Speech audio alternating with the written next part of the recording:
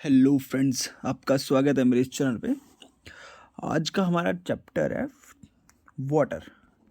तो इस चैप्टर में हम वाटर के regarding water bodies, water distributions and जो जैसे ओशियंस में टाइड्स आती है, उन सब के बारे में डिस्कस करेंगे हम इस चैप्टर में। तो इस चैप्टर से आपकी बहुत सारी जो नॉलेज है वो इंक्रीज़ होने वाली है। तो स्टार्ट करते हैं, लेकिन स्टार्ट करने से पहले अगर आप हमारे चैनल पे हैं तो सबसे पहले सब्सक्राइब कीजिए, वीडियो को लाइक कीजिए और शेयर करिए अपने फ्रेंड्स में, और अपने फ्रेंड्स से भी सब्सक्राइब करिए हमारे चैनल को। तो स्टार्ट करते हैं। सबसे पहले हम देखेंगे वाटर साइकिल क्या होता है। आपने देखा, ये माना हमने सन है, सन से क्या होता है, जब सनराइज होता है और मिड डे पे पहुंचता है तो आप देखते हो कि हॉटनेस बढ़ती है। जब गर्मी बढ़ेगी तो ऑब्वियस सी बात है, जो वाटर बॉडीज़ हैं, चाहे rivers, ponds, wells, oceans, seas, सबसे क्या होगा, जो है वेपराइजेशन होगी। ठीक है, जो वाटर है वो वाटर वेपर में कन्वर्ट हो जाएंगे और क्या होगा, फिर वो राइज होना स्टार्ट हो जाएंगे ऊपर देखो ऐसे। ठीक है, जब राइज होंगे तो एक एटमोसफेयर में एक ऐसी जगह आएगी जहाँ पे कंडेंसेशन की स्टार्ट हो जाएगी। तो जब एक कंडेंसेशन स्टार्ट हो जाएगी तो जो वाटर वेपर है ये वाटर ड्रॉपलेट्स में कन्वर्ट होना स्टार्ट हो जाएंगे। ठीक है, जब वाटर ड्रॉपलेट में कन्वर्ट स्टार्ट हो गए फिर क्या होगा, प्रेसिपिटेशन में, और ये क्या हो जाएगी, रेन की फॉर्म में नीचे अर्थ में आ जाएगी। तो देखो यही सर्कल चलता रहता है। फिर से क्या होगा, ये वाटर बॉडीज में आ जाएंगी, फिर से सन की गर्मी से क्या होगा, ये इवेपोरेट हो जाएंगे, इवेपोरेट से फिर से कंडेंसेशन होगी, फिर से प्रेसिपिटेशन होगी। ये साइकिल चलता रहता है। तो इसी साइकिल को क्या बोलते हैं, वाटर साइकिल बोलते हैं। Okay, the process by which water continually change its form and circulate between ocean atmosphere and land is known as water cycle. Okay, ये प्रोसेस चलता रहता है। वाटर साइकिल अगर कंटिन्यू नहीं रहेगा तो उससे क्या होगा, जो हमारे इन्वायरमेंट का बैलेंस है वो क्या रहता है, डिस्टर्ब हो जाएगा। तो जो मेजर सोर्स होता है हमारे फ्रेश वाटर का, वो क्या होता है, रिवर्स होते हैं, पॉन्ड्स होते हैं, स्प्रिंग्स होते हैं एंड ग्लेशियर्स। ग्लेशियर्स भी क्या होते हैं, जो है सोर्स है। और क्या है, जो रेनफॉल है, जो रेन है वो भी हमारा क्या है, फ्रेश वाटर का सोर्स रहता है। वहीं जो क्या होता है, जो ओशियन बॉडी है या सीज होते हैं, इनमें क्या होता है, जो वाटर तो अवेलेबल होता है लेकिन वो सॉल्टी वाटर होता है, उसमें बहुत सारे मिनरल्स होते हैं और वो काफ़ी सलाइन होते हैं। इसकी वजह से क्या होता है, हम उनको कंज्यूम नहीं कर पाते हैं। ठीक है, जो most of the salt is sodium chloride और the common table salt that you eat. जो सॉल्ट कितना कैसा होता है जो आपका टेबल सॉल्ट होता है वो भी क्या होता है, हमें ओशियन से ही मिलता है, सी से मिलता है। ओके, इसको थोड़ा डिफाइन करके हमारे को दे देते हैं। देखो क्या है, अब हमारे वर्ल्ड में देखो जो मेजर सीज हैं, हमने पहले ही पढ़ लिए हैं सीज ओशियंस के बारे में। देखो, north Atlantic ocean, south Atlantic ocean, Indian ocean, Pacific oceans, ठीक है, सदर्न ओशियंस, आर्कटिक ओशियन। तो इन ओशियन के बारे में हमने समझ लिया पहले। तो देखो हमारे, अब आप सोचोगे कि अर्थ के ऊपर बहुत सारा वाटर ही वाटर देख रहे हैं आप, जो ब्लूइश कलर में देख रहे हो ये सारा ही वाटर है। ठीक है, बट क्या है, जो ओशियंस में है वो क्या है, सेलाइन वाटर है। और ये कितना है, अगर आप 100 ml ले लो, 100 लीटर मान लो कि 100 लीटर हमारे अर्थ पे वाटर है, तो उसमें जो 97.3 वाटर है वो कैसा है, सेलाइन वाटर है। और उसमें से भी क्या है, जो जो जीरो, और उसके बाद 0 और मतलब 2% मान लो, जो क्या है, जो आइस कैप में, जो जैसे ग्लेशियर्स में है। फिर आता है हमारे ग्राउंड वाटर। तो ग्राउंड वाटर में देखो 0.68, मतलब 680 ml ले लो। वहीं जो फ्रेश वाटर लेक है, लेक से हमारे को कितना मिलता है, मतलब आप बहुत कम मान के चलो 0.009। फिर ये आप देख सकते हो कि कितना एटमोसफेयर में कितना है और रिवर्स पे कितना है। तो हमारे पास देखो जो फ्रेश वाटर है वो 3% से भी कम है। मतलब अगर आप 100 ml ले लो, 100 लीटर लोगे कि पूरे अर्थ पे 100 लीटर वाटर है, तो उसमें से सिर्फ कितना है, जो फ्रेश वाटर है वो 3% है। और 3% में से भी जो हमारा हम कंज्यूम कर पाते हैं वो कितना है, 1% से भी कम है, जिसको हम यूज़ कर सकते हैं। तो इस तरह से आप देख रहे होंगे जो डिस्ट्रीब्यूशन है वाटर का वो कैसा है। तो सबसे ज़्यादा क्या पाया जाता है, सलाइन वाटर पाया जाता है और जो ओशियन में होता है। और अब हम देखते हैं जो हमारी अर्थ है उसका 75% जो है वो एरिया जो है वो वाटर ने कवर करके रखा है। तभी तो हमारे जो है प्लेनेट को, हमारी अर्थ को क्या बोलते हैं, ब्लू प्लेनेट बोलते हैं, क्योंकि जब उसको ऊपर से देखा जाता है तो क्या है, ब्लूइश कलर की दिखाई देती है। अब देखो फ्रेश वाटर इतना कम है, उसको बचाने के लिए मार्च 22 को, जो मार्च 22 होता है उस दिन क्या किया जाता है, सेलिब्रेट किया जाता है वर्ल्ड वाटर डे। इसमें बचाया जाता है कि हमारे को जो है वाटर को कंजर्व करना है, क्योंकि वाटर को कंजर्व करेंगे तभी जो हमारा फ्रेश वाटर है उसको वो हमारे तक पहुंच पाएगा। अगर हम कंजर्व नहीं करेंगे, हमारा फ्रेश वाटर ऐसे ही हम वेस्ट करते रहेंगे, तो क्या है, जो वाटर के जो क्राइसिस है वो ना स्टार्ट हो जाएंगे। अभी हमारे इंडिया में बहुत सारे वाटर क्राइसिस होने वाले हैं, क्योंकि बहुत सारी ऐसी सिटीज़ हैं जहाँ पे जो फ्रेश वाटर की कमी आ रही है। इसलिए क्या करें, जब भी आप देखते होंगे तो वाटर को कंजर्व करने में कोशिश करें। जब आपको टैप खुला दिखता है तो उसको बंद करो, जितना कम हो सके वाटर का यूज़ करो। ओके, अब हम पढ़ेंगे ओशियन सर्कुलेशन। जो ओशियन वाटर है ना, आपने अगर मूवीज़ या कहीं आपके नेवर में है ना, कहीं नज़दीक में नियर बाई वो ओशियन होगा, तो आप देखते होंगे जो वाटर है वो कंटिन्यूसली मूव करता रहता है, कभी भी रुकता नहीं है। ठीक है, इसी को बोलते हैं ओशियन सर्कुलेशन। द जो मूवमेंट है ओशियंस की, उसको हमने कैरेक्टराइज किया है, क्योंकि जो वाटर है वो उसकी जो मूवमेंट को हमने 3 टाइप में, एक तो वेव्स, टाइड्स एंड करंट, तो हमने किया हुआ। तो वेव्स आपने ऐसे देखते होंगे, इसको बोलते हैं वेव। जब क्या होता है, जो वाटर का सरफेस है, the water on the surface of the ocean rise and fall alternatively, they are called waves. तो क्या है, जो वाटर है अर्थ ओशन के सरफेस के ऊपर, वो क्या राइज और फॉल करता है। देखो ऐसे, ये देखो राइज भी फॉल कर रहा है, यहाँ पे देखो ये राइज भी कर रहा है और फॉल भी कर रहा है, इसको बोलते हैं वेव्स।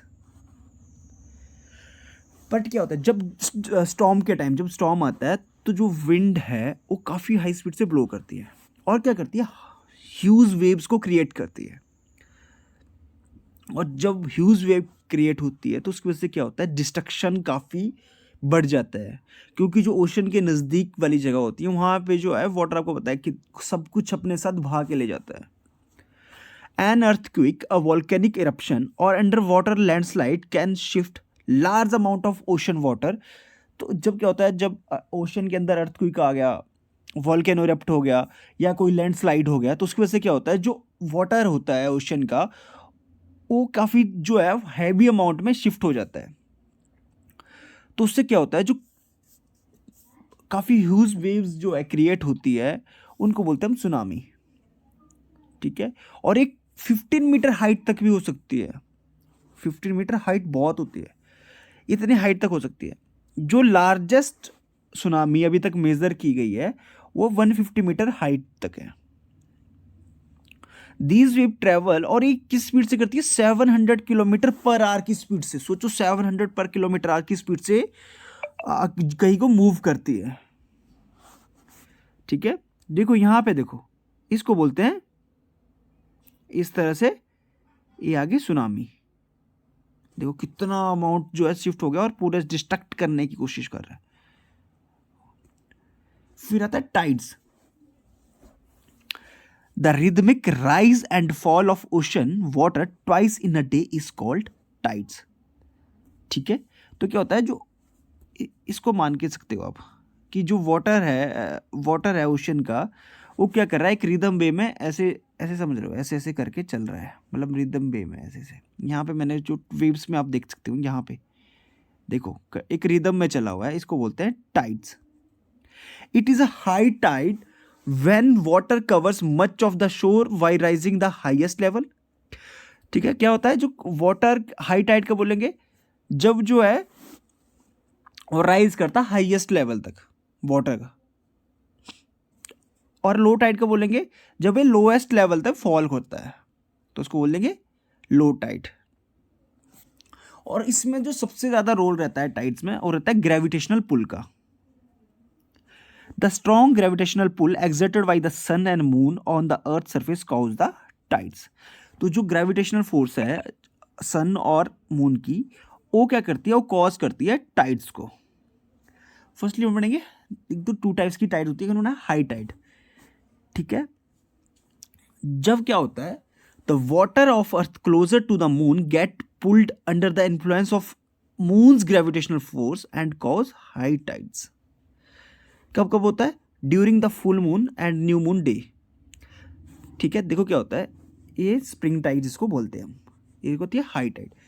अब देखो क्या है, यहाँ पे मून देखो नज़दीक है इसके, और इसके साथ क्या लग रहा है, सन की ग्रेविटेशनल पुल पुश जो है ग्रेविटेशनल पुल भी लग रहा है। तो इसका देखो कितना लग रहा है, हाई, काफ़ी ज़्यादा लगता है।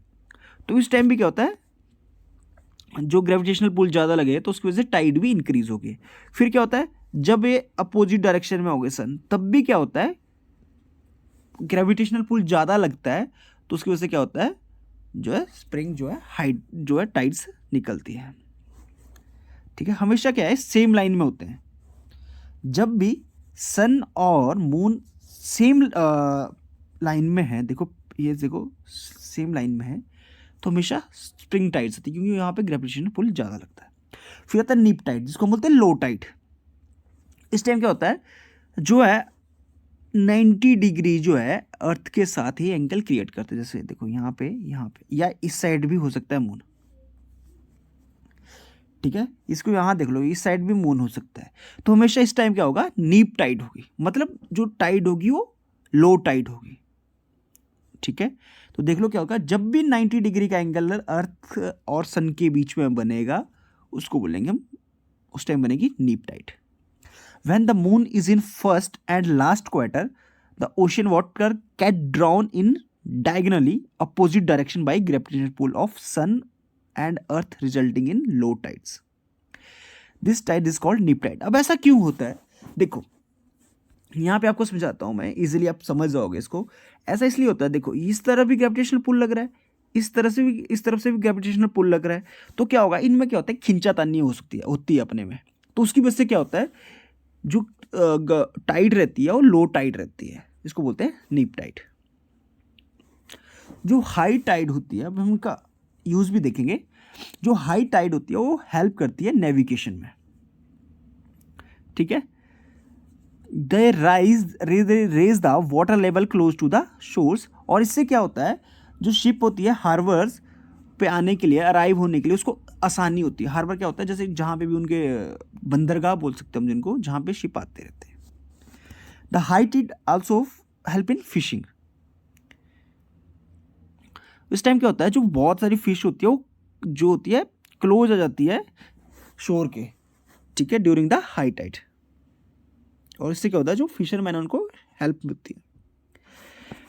और जब ये जो राइज एंड फॉल होता है वाटर्स का, इसकी वजह से क्या होता है, जो इलेक्ट्रिसिटी जनरेट हम कर सकते हैं, ठीक है। तो देखो कितने जो है बेनिफिशियल है। फिर है ओशियन करंट। अब हमने देखा कि जो ओशियन का वाटर है वो मूव करता है, तो जो ओशियन का करंट है, are stream of water flowing constantly on the ocean surface in a definite direction, किन एक डेफिनेट डायरेक्शन में जो है मूव करता है वाटर, उसको बोलते हैं ओशियन करंट, ठीक है। मतलब ओशियन करंट जो है बोलते हैं। जो ओशियन करंट है वो क्या हो सकता है, वार्म भी हो सकता है और कोल्ड भी होता है। सॉरी, ओशियन करंट नहीं बोलते, क्योंकि ओशियन करंट जो है वो फ्लो, हाँ ओशियन करंट ही इसको बोलते हैं। जो हमेशा क्या होता है, देखो ये हमारी अर्थ है, और अर्थ में हमारे को एक क्या है, इक्वेटर है। देखो इक्वेटर यहाँ बनाता हूँ मैं आपको, ये इक्वेटर है। अब इक्वेटर पे क्या होता है, इक्वेटर पे देखो यहाँ पे क्या होता है, सन मान लो, तो जो सन की क्या है, सन की जो रेज है वो सीधी यहाँ पे पड़ती है। तो यहाँ पे क्या है, यहाँ पे पहले ही गर्मी है, तो यहाँ से क्या निकलेगा, यहाँ का वाटर कैसा रहेगा, वो क्या रहेगा, गर्म रहेगा, जो हॉट वाटर रहेगा। तो यहाँ से जो भी वाटर यहाँ को जाएगा, चाहे ठीक है, चाहे यहाँ को जाएगा, यहाँ को जाएगा, यहाँ को जाएगा, जहाँ कहीं को भी इसका वाटर जाएगा यहाँ से इक्वेटर से, वो कैसा रहेगा, वार्म करंट रहेगा, ठीक है। और वहीं जो क्या आएगा, पोल से आएगा, वो कैसा रहेगा। अब पोल्स पे क्या होता है, हमने देखा कि कोल्ड रहती है, ठंड रहती है, तो यहाँ से जो भी वाटर जाएगा वो कैसा रहेगा, कोल्ड वाटर रहेगा, जिसको हम कोल्ड करंट भी बोलते हैं। तो यही लिखा है कि जो warm ocean current originate near equator moves toward the poles. और क्या होता है, जैसे यहाँ से निकला तो ये कहाँ जाएगा, पोल्स की तरफ जाएगा, ऐसे यहाँ से ऐसे, यहाँ भी देखो ऐसे जाएगा पोल्स की तरफ, ऐसे इस तरह पोल्स की तरफ जाएगा। The cold current carry water from polar और higher latitude to the tropical और लोअर लैटिट्यूड्स। और वहीं क्या होता है, जो यहाँ से देखो, यहाँ से क्या आएगा, अब पोल वाली साइड से कैसा आएगा, ठंडा वाटर आएगा। तो देखो मैं इसको ना ब्लूइश कर लेता हूँ, जो कोल्ड वाटर आएगा, देखो यहाँ से जो आएगा, देखो यहाँ से आएगा, वो कैसा होगा, कोल्ड वाटर होगा ऐसे, जो हमारे को पोल्स की तरफ से आएगा। यहाँ से देखो जो आएगा वो कोल्ड होगा। Okay, the Labrador ocean current is called cold current while the Gulf Stream is warm current. अब लेब्राडोर क्यों है कोल्ड करंट, यहां पे समझाता हूं मैं आपको।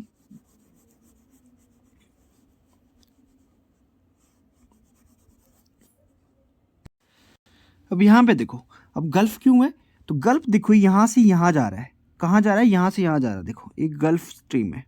तो ये कहां से जा रही है, देखो ये इक्वेटर है, तो इक्वेटर से जा रही है इस साइड को, तो वो कैसी रहेगी, वार्म रहेगी।